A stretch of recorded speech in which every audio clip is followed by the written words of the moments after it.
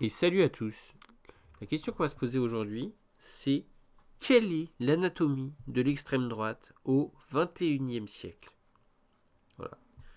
Voir l'extrême droite un peu comme une sorte d'organisme vivant à étudier. Quelle est l'anatomie de l'extrême droite? Pendant longtemps, l'extrême droite, c'était juste ça. C'était juste le truc en haut, là. C'était juste des monarchistes athées, des gens un peu tyranniques, voilà, qui voulaient dicter leurs lois, dicter leurs règles, imposer leurs lois, imposer leurs règles. Voilà, pendant longtemps, c'était juste ça l'extrême droite.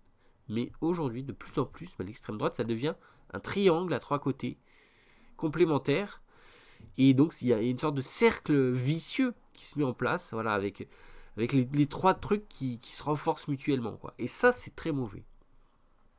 Et d'ailleurs, il suffirait qu'un des trois maillons cède pour que ça puisse permettre de faire s'effondrer l'extrême droite.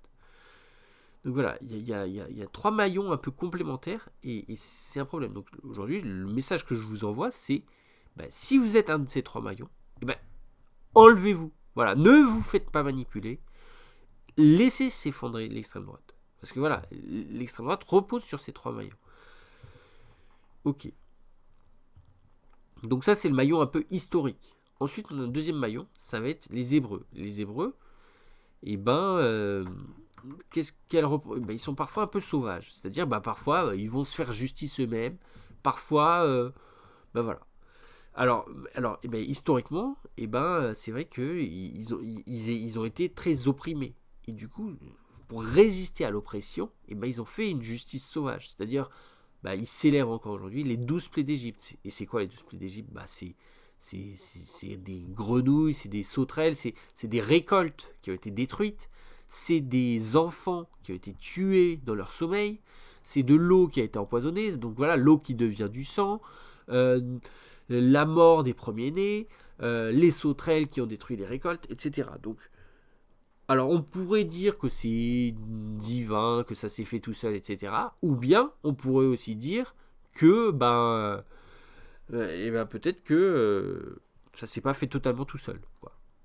Et que y a des Hébreux qui ont fait ça et qui veulent pas l'admettre et puis qui font croire que voilà qui font croire que c'est un truc qui s'est fait tout seul divin, mais en fait c'est eux qui l'ont fait, tu vois. Donc voilà. Donc quand on résiste à l'oppression, et c'est un droit, hein, c'est un droit de résister à l'oppression, mais il faut pas non plus que ce soit sauvage, tu vois. C'est pas parce qu'on est opprimé qu'on a le droit de tout faire, tu vois.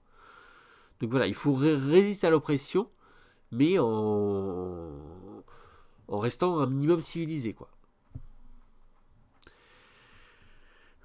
Même si c'est pas évident. Et eux, d'ailleurs, ils se font beaucoup manipuler par ceux de gauche.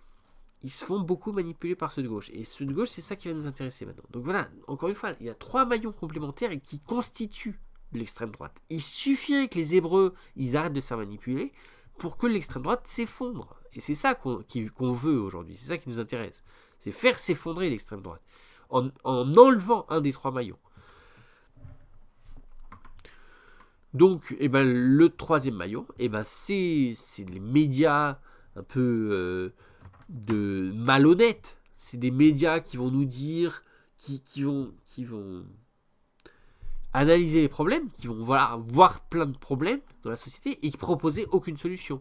C'est-à-dire que, encore une fois, c'est des gens avec un gros lobe frontal. Alors voilà, ils analysent beaucoup, ils analysent tout encore et encore, ils analysent tous les problèmes, mais ils ne trouvent aucune solution. Voilà, ils vont pas avoir une vivacité, voilà, ils vont pas avoir une rapidité d'exécution, voilà, comme ce qu'on peut avoir quand on a un lobe pariétal actif.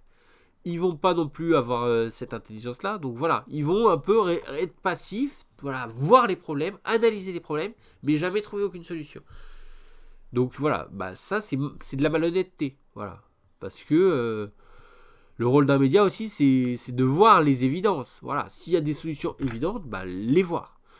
Et notamment, on pourrait dire, ce qu'on va faire, c'est qu'on va majorer l'immigration. Si l'immigration est un problème et qu'elle on est enseveli et qu'elle est excessive, on n'a qu'à la majorer. Comme ça, il n'y aura plus de problème, tu vois. Et ça, c'est une solution évidente, mais que personne ne semble voir, voilà, personne ne semble être au courant, les médias n'en parlent jamais, alors qu'ils pourraient dire, bah voilà, il faudrait militer, voilà, pour ça. On veut majorer l'immigration, voilà. S'il y a 5% de migrants dans la société, bah c'est déjà beaucoup, et on n'en veut pas davantage. Voilà. Et donc, bah, CNews, qu'est-ce qu'ils vont faire? Bah, souvent, ils vont en fait essayer d'établir finalement cette sorte de proportionnalité un peu bizarre là entre immigration et délinquance. Voilà, toujours, c'est ça leur objectif final, c'est de dire ah oui, mais il y a une proportionnalité. Voilà, et leur dire bah, la solution. Et du coup, eux, ils vont nous dire la solution, c'est de réduire l'immigration. Plus on réduit l'immigration, plus on part vers la gauche, moins il y aura de délinquance. Donc voilà, eux, c'est un peu ça leur but ultime. Alors qu'en vrai, c'est faux, parce que même s'il y a zéro immigration, bah, il y aura toujours de la délinquance. Même s'il y a, voilà, et même s'il y a beaucoup d'immigration, bah, la délinquance, elle va pas non plus s'envoler. Enfin, je sais pas. Donc voilà. Donc, toujours cette proportionnalité. Ils essayent de dire, ah voilà, il y a une proportionnalité, etc. Donc voilà, c'est une xénophobie justifiée par la science. Et non seulement il y a de la xénophobie, mais en plus, ils vont critiquer la gauche. Voilà, ils vont dire, ah oui, mais la gauche, c'est des laxistes. Ils vont mettre toute la gauche dans le même panier. Ils vont dire, la gauche, c'est tous les mêmes. LFI, le PS, les écolos, c'est tous les mêmes. Alors que c'est faux.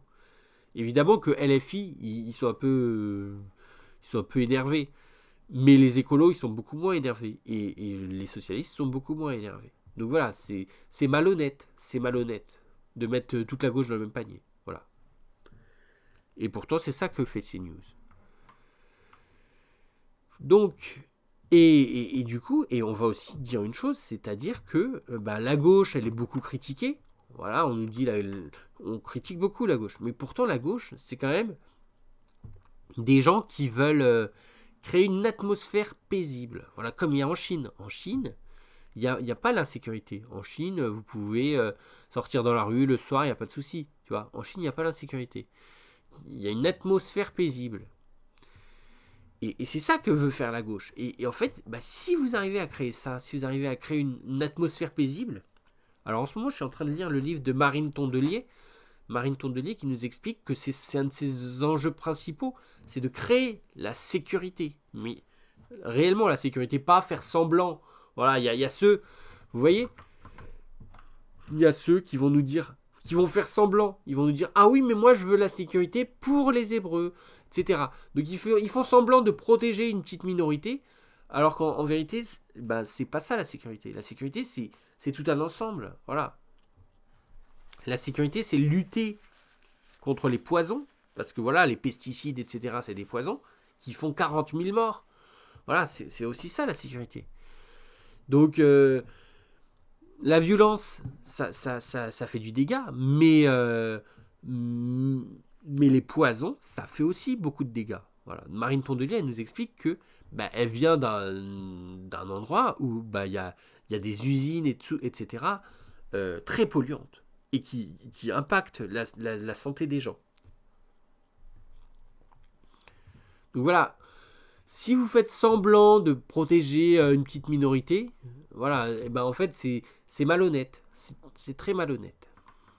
Voilà, la vraie sécurité, ben, c'est un truc qui va être global, qui va protéger tout le monde, tu vois. Et protéger pas seulement des violences, etc. C'est aussi protéger de l'empoisonnement par les usines, voilà, protéger de façon globale. Donc voilà, ça c'est important. Et c'est ça qu'elle essaye de faire la gauche, c'est de créer une atmosphère saine et paisible.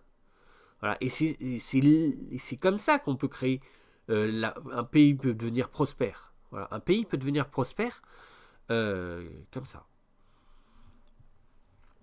Et on voit bien l'exemple avec la Chine. Bah, la Chine, c'est des gens qui ont réussi à vivre en bonne harmonie, où il n'y a pas des gens dangereux ni rien.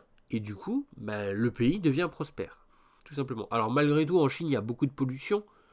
Mais bon, c'est comme ça. Et c'est ce qui s'est passé en France pendant des décennies. C'est-à-dire, il y a eu une alternance. Un coup, il y avait la gauche au pouvoir. Elle faisait prospérer le pays. Et puis un coup, il y avait la droite au pouvoir. Et en fait, voilà, il y avait cette alternance et tout allait bien. Et puis un jour, on a Emmanuel Macron qui est arrivé au pouvoir. Et puis là, d'un seul coup, on met le centre. Alors, ni il fait prospérer, ni il fait comme la droite. Donc, en fait, c'était pas un parti terrible, quoi. C'était mieux avant.